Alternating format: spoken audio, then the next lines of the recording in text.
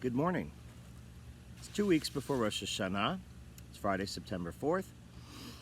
Welcome to the Lubliner's backyard and to our garden, which is over my right shoulder. I say our garden, but really is Susan's, because she's the one who's put in the sweat equity for the last 5 months, planting and lovingly tending the fruit, herb, and vegetables that we have been really fortunate to have. There's something wonderful eating a fruit or veggie from your own backyard. And there's something miraculous about watching these things grow. Of course, if you were a farmer in ancient Israel, everything that you ate was from your backyard.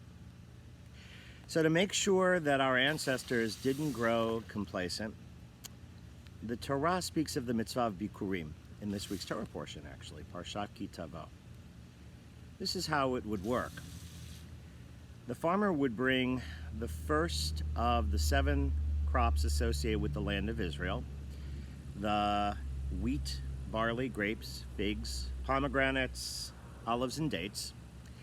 And as these things began to ripen, the farmer would walk through the fields and the orchards, and he would tie little strings around those first buds to be able to keep track of which truly were the first fruit. When ready, they'd be picked and brought to the temple in Jerusalem, presented to a Kohen, and the farmer would recite a declaration acknowledging God's gift of the land. Maimonides, the great 12th century scholar, suggests we're supposed to bring the best of our bikurim, our first fruits.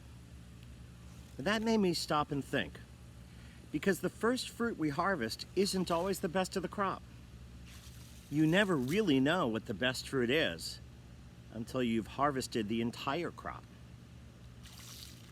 Too often, we're perfectionists, judging the fruit of our labor too harshly.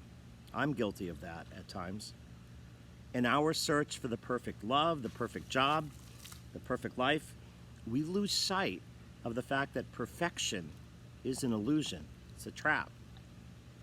As John Lennon sang shortly before his own death, life is what happens to you while you're busy making other plans.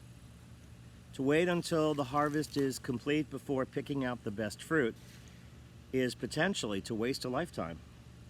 It is a fruitless experience, pun intended. The mitzvah of giving of one's first fruit is a timely reminder that we must pick the best of what we have right now, not what we dream of finding or having one day.